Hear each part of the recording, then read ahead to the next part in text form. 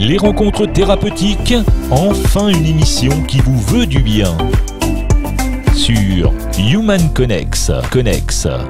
Bienvenue sur Human Connex, on va se retrouver pour une nouvelle émission avec Jean-Christophe, dit JC, un petit peu Jésus-Christ, mais c'est pas lui, c'est Jean-Christophe qui est avec nous. Et évidemment, dans les thérapies naturelles et complémentaires, on retrouve bien sûr le magnétisme. On va parler du magnétiseur avec toi, Jean-Christophe. Ça fait 30 ans que Jean-Christophe exerce, plus de 30 ans même? Ouais, j'avais 58 ans bientôt et j'ai commencé à 19 ans, tu vois, mais... À 19 ans, le jeune homme. Hein. Aux amis comme ça. Voilà, pour les amis au tout départ. Hein. Eh bien, Jean-Christophe, c'est aussi un homme multifacette, puisqu'il est auteur, compositeur, interprète. Vous retrouverez le site de ses chansons ci-dessous. Il est également journaliste. Alors, tu m'as dit pseudo-journaliste tout à l'heure. Non, je me revendique non journaliste, mais j'aime donner la parole aux gens. En fait. Voilà. Ouais. Et il est magnétiseur. Alors, avec ces trois thèmes, on va bien sûr se retrouver face à face et non pas côte à côte d'ici quelques secondes. Mais Jean-Christophe, à ton avis, c'est quoi le dénominateur commun de ces trois choses que tu fais? Tu es donc, on va résumer, chanteur, magnétiseur et pseudo-journaliste. Ça serait quoi le point commun? Être utile. Utile. Moi, j'avais l'humain. L'humain est toujours au cœur dans tes chansons, dans tes émissions de Radio Réveil. Je rappelle que ton nom de scène, c'est également Shaman Joe. On est d'accord? Et puis, on va se retrouver dans quelques instants pour le face-à-face et non pas le côte-à-côte. Allez, à tout de suite. Eh bien, nous voici à nouveau donc pour ce face-à-face avec Jean-Christophe. Et non pas Jean-Claude, hein, c'était pas le même. Avec Jean-Christophe, on va juste faire un petit peu d'histoire puisque au tout départ, le magnétisme, on le retrouve dans les premiers documents écrits, dans les papyrus. C'est donc les Égyptiens, ce sont des prêtres qui apposaient leurs mains. Ça, c'était pour la petite phase d'histoire. Alors Jean-Christophe, on le disait tout à l'heure, ça fait 30 ans que tu aides à la guérison. À la base, tu es coupeur de feu, c'est ça? C'est comme ça que tu as découvert ton don? Non, c'est un ami qui s'est tordu la cheville quand on avait 19 ans. Et je sais pas pourquoi, j'ai eu envie de poser ma main. Et le lendemain, il n'avait plus rien. Donc c'est parti comme ça en fait. Et alors de là, est-ce que tu découvres que c'est un don ou pas? Alors au départ, je l'ai un peu fui. Je le faisais quand on me le demandait parce que ça a vite fait le tour en fait. Et je l'ai un peu fui parce que... Je sais pas, je pense que j'étais pas vraiment prêt à le faire totalement 24 heures sur 24 comme je le fais aujourd'hui. Comment t'expliquer ça? Je croyais que j'avais le don. Pendant de longues années, j'ai cru que j'avais le don. Mais je gardais en moi, c'était... je suis génial, quoi. Est-ce qu'il y avait dans ta famille des personnes qui exerçaient déjà? Non. Non, après ensuite, quand ma maman a été malade, elle m'a remis le pied à l'étrier en me disant que quand je passais mes mains sur ses jambes, elle avait mal aux jambes, ça lui faisait du bien. Et ça m'a boosté. Et en fait, après, j'ai aidé pas mal de personnes comme ça. Hein, je faisais ça aux copains, à la famille, pour rigoler, quoi. Enfin, voilà, je prenais pas ça au sérieux. Et je me disais, t'as ce don, et j'arrivais pas à y croire, en fait. Donc il y avait une non-acceptation de ce don. Et tu as cherché à le travailler par la suite? Par la suite, quelques années plus tard, donc ça je continue à le faire tout le temps secrètement un peu, mais de plus en plus souvent. Et une amie à distance m'appelle et me dit je suis en Belgique, je peux plus bouger, fais quelque chose. Je dis ah oui, à distance j'ai jamais fait ça. Et puis je l'ai fait. Et en fait pareil, le lendemain plus rien. Alors on y reviendra tout à l'heure justement sur le travail à distance, parce que ça va être aussi une question hyper importante. Mais juste avant de poursuivre, est-ce que toi justement en découvrant ce don entre guillemets, puisque tu nous apprendras, ça sera la surprise justement, tu nous apprendras qu'on est tous plus ou moins guérisseurs. Oui. Mais j'aimerais savoir justement quand tu découvres ça, est-ce que tu penses que tu as un rôle sur cette planète? Est-ce que tu as une fonction, un devoir? C'est vrai qu'on retrouve des guérisseurs, des magnétiseurs, on retrouve aujourd'hui le Qigong médical. On sait que c'est un petit peu lié et que ça passe à travers les mains et que ce sont des modes de guérison énergétique. Mais toi, est-ce qu'à travers tout ça, tu penses que aujourd'hui ou par rapport à l'époque, ça a peut-être changé, est-ce que tu crois que tu as un devoir d'aider les autres? Mais je crois que c'est bien que tu me parles de ça. Je crois que c'est ce devoir que je refusais en fait. Parce que j'avais autre chose à faire, à penser, et puis je faisais l'acteur, le chanteur aussi, et puis ça pour moi c'était un truc de dingue, le magnétisme, tu vois. Ça me faisait peur presque. J'arrivais pas à y croire. J'ai été élevé beaucoup dans l'humilité. Alors parfois on pense que je suis un faux humble, enfin tu vois comment on appelle ça, un faux modeste. La fausse modestie. Mais non, ma maman m'a vraiment inculqué ça et je la remercierai jamais assez parce que c'est fabuleux. Mais donc je pense que c'était par humilité en fait que je refusais ce don. C'est étonnant, hein, c'est la première fois que je parle de ça, mais c'est bien parce que tes questions me mettent face à quelque chose auquel j'avais jamais vraiment pensé. Et alors lorsque tu utilises ce don, on dit beaucoup qu'on soigne la personne, et la question, est-ce que ce serait pas plutôt un rééquilibrage d'un organisme qui est en désordre? Alors ça, pour toi. Merci pour cette question, parce que ça j'ai découvert des trucs il y a 5-6 ans en fait. Je pensais que j'avais quand même un don comme beaucoup, mais pas comme tout le monde. Et ensuite, j'ai découvert que tout le monde avait ce don. Et après, je te raconterai pourquoi. Voilà, ce que j'ai découvert, en fait,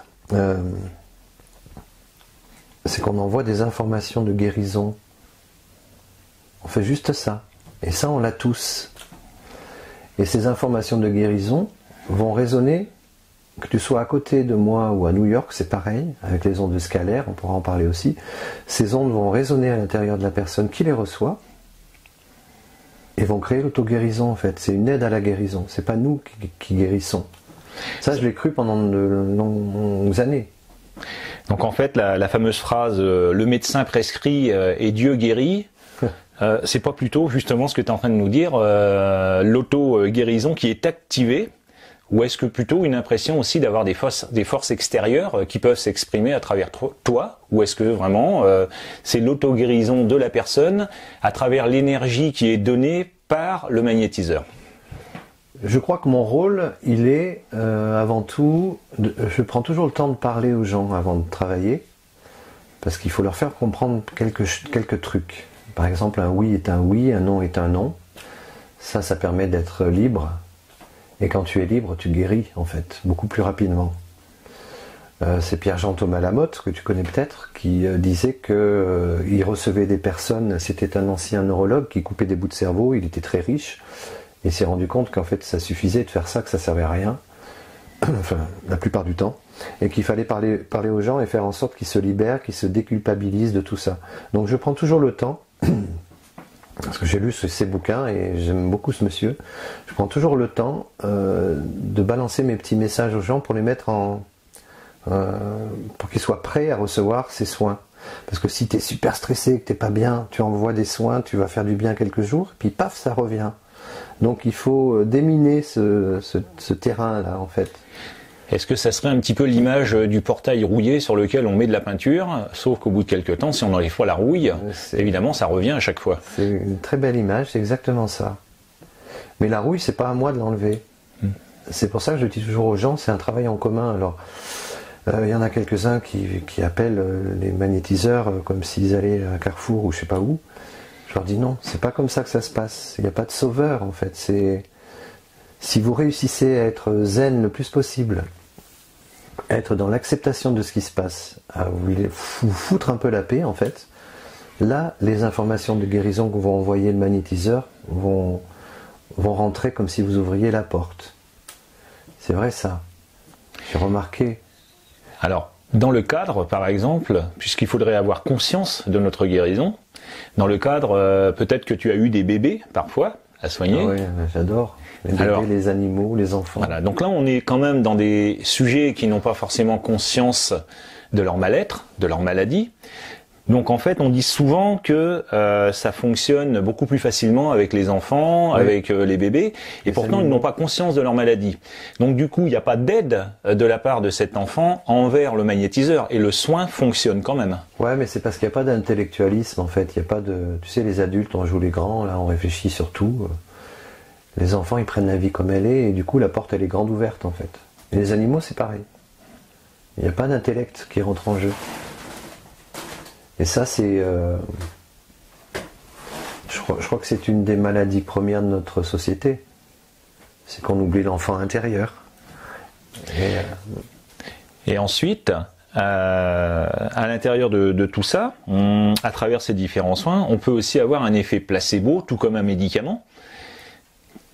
Comment tu placerais le placebo ou le nocebo d'ailleurs à l'intérieur d'une guérison ou d'une non-guérison? Est-ce que c'est vraiment ce que tu disais tout à l'heure, la personne n'est pas prête à être guérie? Et est-ce que franchement, est-ce qu'il y a des gens qui ne veulent pas être guéris? Ça existe? Ça m'est arrivé assez souvent de dire aux gens que oui, qu'ils ne voulaient pas guérir en fait. C'est arrivé assez souvent. Ils viennent consommer, ils viennent se faire plaindre. Ils viennent chercher de la compassion, et en fait au début je leur donnais tout ça, mais je pense que je leur rendais pas service. En vieillissant, j'ai compris qu'il fallait tranquillement les mettre devant le fait accompli, quoi. C'est-à-dire vous êtes votre maître, vous êtes votre... voilà, c'est votre chemin, vous n'êtes pas bien, laissez-vous faire, acceptez, ça c'est le maître mot pour un magnétiseur et pour celui qui reçoit le don. C'est ça l'humilité en fait, c'est l'acceptation. Ça ne veut pas dire être assis sur un fauteuil et rien foutre, ça veut juste dans l'humilité prendre conscience qu'on a un propre pouvoir d'auto-guérison. Et ce qui est magnifique chez le magnétiseur, c'est qu'il déclenche ça. Alors tout à l'heure, on a évoqué le fait que peut-être, toi tu pensais que tu avais un don, oui, mais finalement tu t'es aperçu ces dernières années que peut-être tout le monde était capable de guérir et de s'auto-guérir peut-être. Tu sais comment je m'en suis rendu compte? Avec une maman, son bébé s'était brûlé au 2e degré quand même, donc elle m'a appelé au secours. J'entendais le bébé hurler, j'avais du mal à la comprendre. Et instinctivement, comme toujours, je lui ai dit, écoutez, vous allez poser votre téléphone et vous allez faire ce que je vous dis de faire. C'est-à-dire, je lui ai dit de faire ce que je faisais. En plus, je le faisais moi en plus, et elle l'a fait aussi. Ça a été stupéfiant. 2 minutes après, le bébé s'est endormi, tu vois. Est-ce que c'était moi? Est-ce que c'était elle? Moi, je pense que c'était tous les deux. Et là, je me suis dit, mais attends. Donc, j'ai passé une nuit, pratiquement une nuit, avec mon papier, mon crayon, à mettre sur papier comment je travaillais, ma façon de faire, en fait. Et j'ai lancé à ce moment-là des stages, j'ai fait le tour de la France. Après, il y a eu le Corona, donc j'ai arrêté. J'ai fait des vidéos, en fait, ça marche aussi bien. Sauf que c'est bien de se rencontrer. Et ouais, j'ai découvert qu'on l'avait tous. Avec quelques clés, notamment de ne pas vouloir guérir, de ne pas penser que c'est nous, de ne pas s'impliquer. Des petites clés comme ça, des petites choses de rien du tout. C'est pour ça que mes stages, ils durent 3 heures, qui sont si peu chers. Il n'y a pas besoin de faire 3 trucs comme au Reiki. Alors, je critique pas, hein, ils atteignent certainement un autre niveau, peut-être, ou pas. Mais en fait, on l'a tous, ça coûte rien. Il y a quelques clés à avoir pour pas prendre le mal, pour pas penser que c'est nous qui guérissons, parce que ça, c'est à mon avis, c'est la plus grosse erreur. On est juste un outil, un simple outil. Il faut aimer les gens aussi, peut-être, quand même. Et alors justement, lorsqu'il y a la guérison, est-ce qu'un magnétiseur, ou en l'occurrence toi, on peut faire de l'automagnétisme? Est-ce qu'on peut faire de l'auto-guérison en utilisant le magnétisme?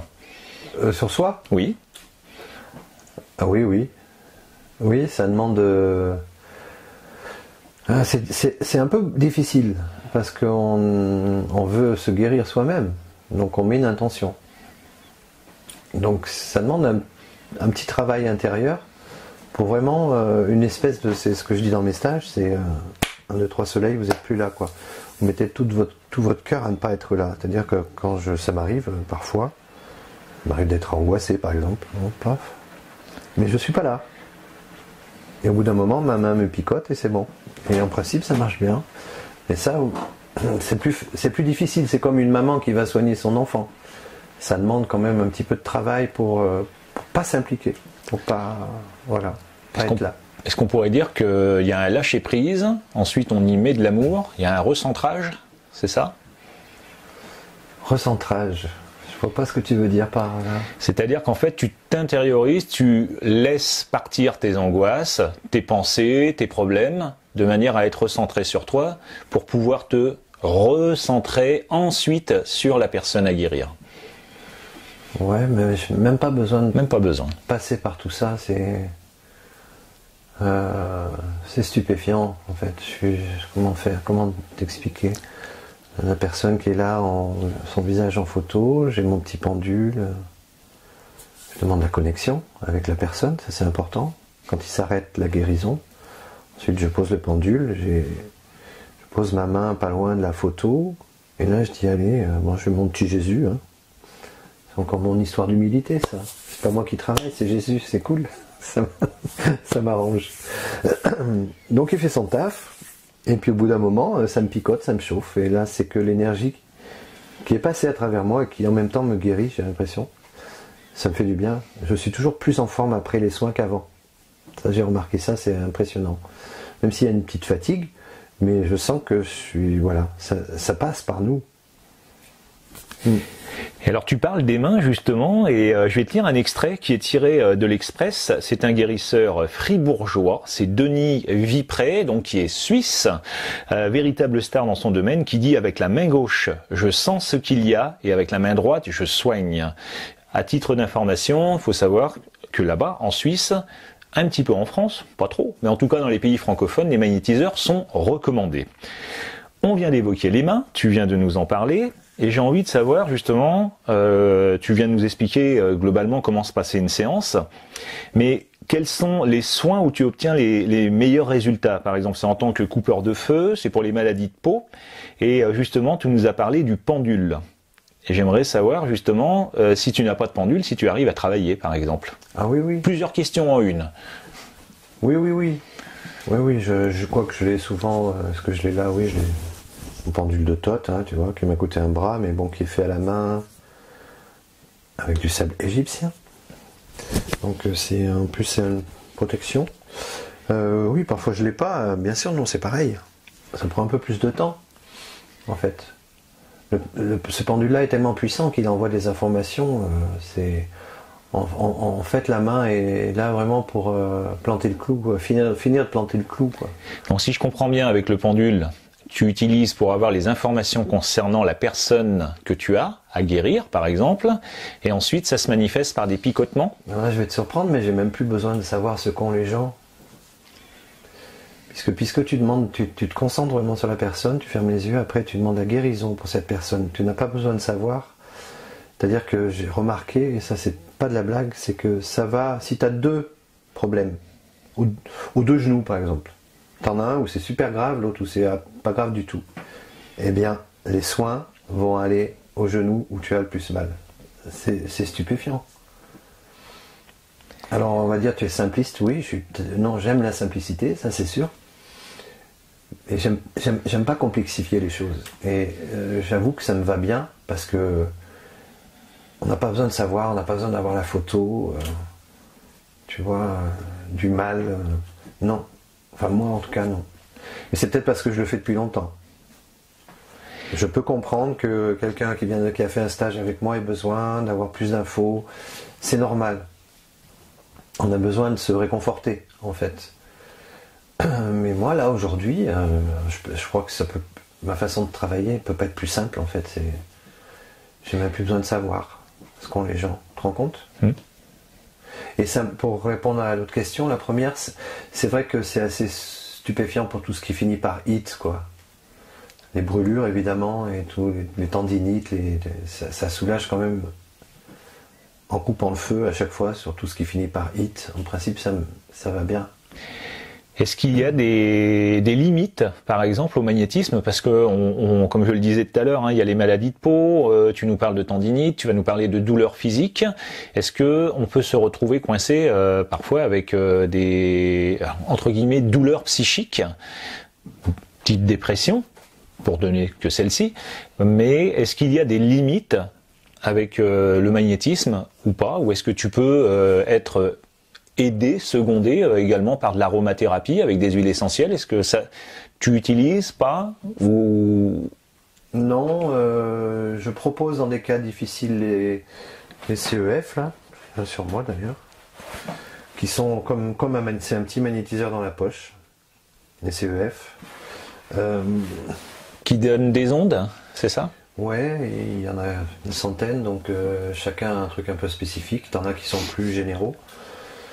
Et ça c'est pas mal, ça protège des ondes, etc. Mais oui, c'est complémentaire avec... tu sais, si les gens ont un peu d'argent, ils peuvent, en plus d'appeler Jean-Christophe, ils peuvent aussi appeler Dominique pour ses compétences, ou quelqu'un d'autre pour ses compétences. Moi, tu sais, une fois on a travaillé, on était à 15 sur une personne qui marche pas en fait, qui faisait 70 km par jour, je crois. C'était phénoménal. Et on était 15 à bosser sur lui. Alors, il y en a qui disaient oh, bah non, il faut pas mélanger. Mais en fait, on n'en voit que des bonnes ondes. Donc. Et le mec, il a fait son parcours sur 15 jours, il a halluciné. Donc en fauteuil roulant, hein, pour bien expliquer. Ouais. Hein. D'accord. Il a été filmé d'ailleurs. Bravo à toi. Eh ben, on l'a vachement aidé. On était 15 à travailler dessus avec chacun notre façon de travailler. Est-ce que tu estimes donc, je réitère la question, est-ce que tu estimes qu'il peut y avoir des limites au magnétisme ou que ça ne fonctionne pas avec certaines personnes? Il y a un truc qui est difficile, c'est le tabac. Ça a fonctionné 2 ou 3 fois. Et maintenant, j'envoie les gens plus vers des hypnothérapeutes.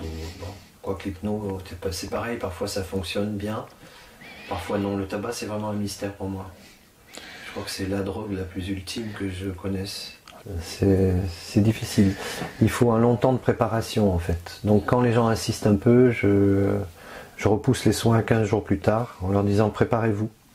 Baissez petit à petit votre taux de nicotine, sautez une clope sur 2, sur 3, et là on arrive à des résultats.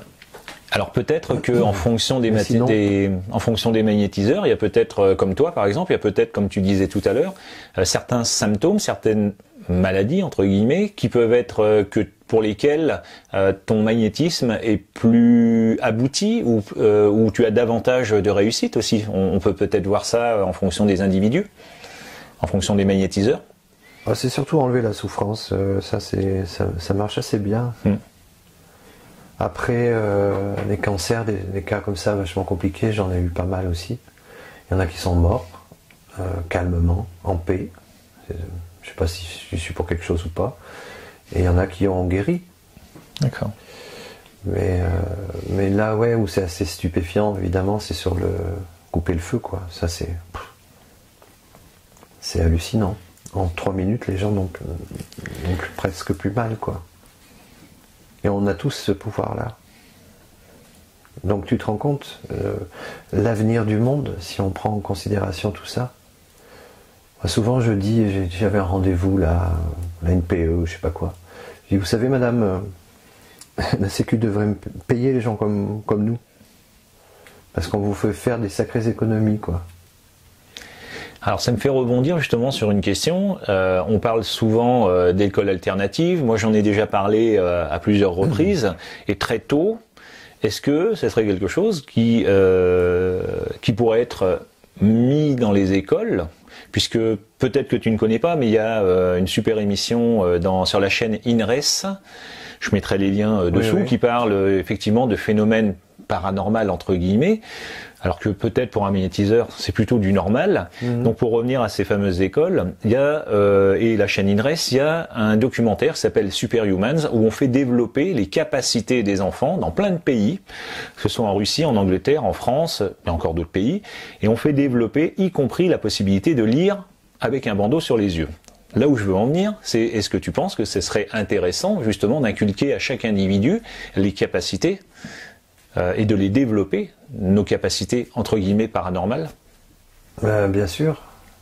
Après, alors, comme je t'expliquais tout à l'heure, à 19 ans j'étais jeune, j'étais foufou, je pensais un peu aux filles et tout ça, aux copains, à faire la fête. Donc c'était un truc qui me pesait en fait. J'avais beaucoup d'intuition aussi. Donc je pense que quand on est trop jeune, découvrir ça peut perturber un petit peu. Néanmoins, on peut très bien amener toutes ces capacités qu'à chaque être humain, pour des jeunes enfants, en faire un jeu, tu vois. Parce que les enfants, ils ressentent super bien aussi. Une fois qu'ils ont envoyé le don, quand ça revient, ça leur pique. Ils sont très réactifs en fait. Ils ont ce pouvoir aussi. Ma fille, de temps en temps, quand j'ai mal quelque part, je lui dis, toi, tu peux poser ta main. Hop, oh, ça me picote. Ben, c'est bon, souffle, arrête. Et j'ai moins mal. C'est incroyable, hein. Ouais. Les enfants, c'est à étudier, mais d'une façon ludique peut-être. Au moins leur faire prendre conscience qu'ils ont ça dans leurs mains, quoi. Parce que moi, ça a été un sacré cadeau que m'a fait la vie. Aujourd'hui, je me lève tous les matins, je me sens utile et ça n'a pas de prix, quoi. Même si je suis pas riche, parce que tu sais que je fonctionne au don, je peux pas faire autrement. Je veux pouvoir aider les riches comme les pauvres. Voilà, c'est comme ça. Concernant justement la guérison, on l'a évoqué tout à l'heure, au tout début, on peut guérir à distance. Donc effectivement, tu as parlé comme ta fille qui met la main sur toi, on retrouve et on connaît globalement les magnétiseurs. On allait au cabinet plus jeune, ça m'est arrivé aussi, au cabinet du magnétiseur, pas de rendez-vous et une queue, pas possible, oui, pour avoir accès au magnétiseur. Le rebouteux. Le rebouteux, effectivement. On a évoqué tout à l'heure le fameux Qigong médical. Là aussi, je vous mettrai des liens sous la vidéo de manière à ce que vous compreniez ce que c'est. C'est tout comme le guérisseur, comme le magnétiseur, on peut travailler à distance.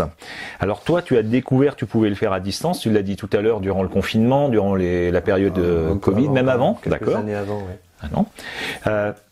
Est-ce que tu as les mêmes résultats à partir de photos et comment tu opères à distance ? Pardon. Les résultats sont les mêmes, même au niveau du rebootement, c'est ça qui est stupéfiant.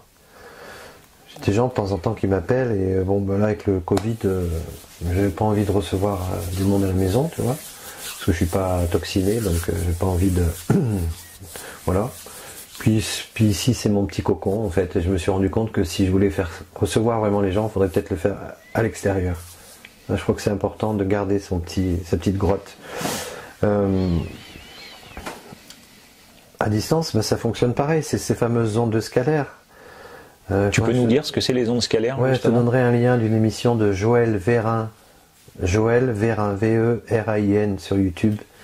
C'est une dame qui m'avait interviewé pour Radio Anguin. Et il y a un petit gars qui fait une émission sur les ondes scalaires. Mais les ondes scalaires, c'est des informations de guérison. C'est ça le magnétiseur en fait. C'est ça qu'il y a dans les CEF. C'est-à-dire que je ne sais pas comment ils ont fait, mais ils ont réussi à mettre des informations d'eau, de légumes, de fruits, de trucs thérapeutiques, tu vois, dans leur... Voilà. Et ça, c'est des informations de guérison. Et le magnétiseur,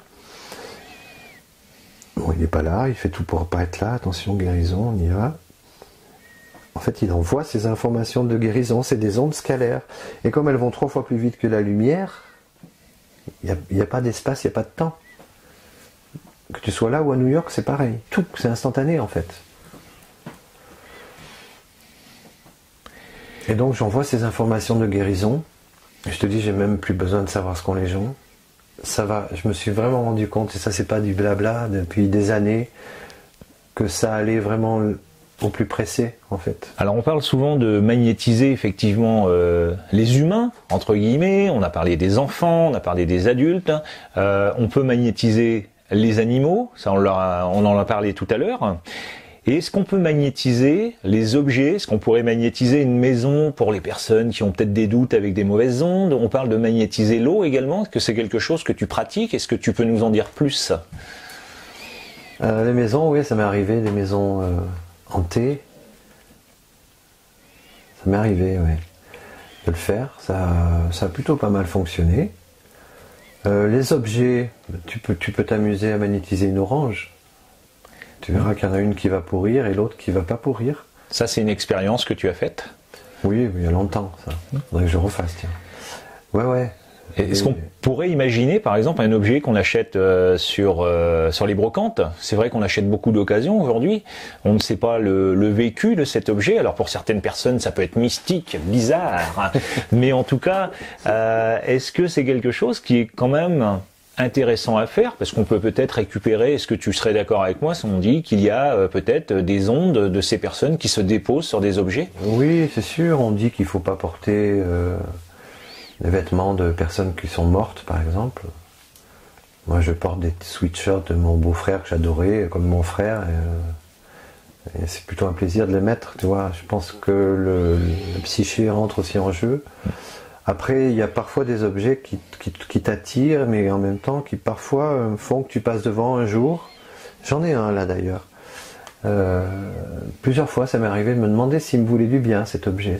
Tu vois, c'est drôle. L'objet peut permettre à la psyché justement d'évacuer certaines peurs, certains doutes. Tu vois, on peut s'en prendre à un objet.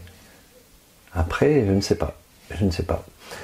Je travaille sur ma voiture, par exemple. souvent, avant de démarrer, je dis hey, mon titine, allez hop. Enfin, la moins avec celle-là parce qu'elle est plus récente, mais avec mon vieux T4, je faisais la prière à chaque démarrage. Alors, imaginons, par exemple, on a quelqu'un qui doute, qui ne sait pas encore utiliser ou qui n'a pas envie d'utiliser le magnétisme, qui n'y croit pas, mais qui croit quand même un petit peu aux ondes un peu bizarres. Est-ce que on pourrait utiliser de la sauge, par exemple, pour nettoyer? Il y en a qui mettaient du sel. Est-ce que c'est des choses que toi tu conseillerais, ou est-ce que c'est quelque chose auquel tu ne crois pas? Est-ce que c'est quelque chose qui est... Si, des moments de fragilité, de doute, j'utilise ce genre de choses. Parfois j'ai besoin de nettoyer la maison, ouais, ça m'arrive très rarement. C'est pour ça d'ailleurs que je veux plus trop recevoir les gens à la maison pour faire les soins. Oui, mais ça c'est pareil, c'est comme ce petit gris-gris que j'ai là, ce pendule, je l'ai tout le temps sur moi parce que j'estime que c'est ma protection en fait. Mais c'est moi avec moi, tu vois. C'est pas quantifiable, c'est pas...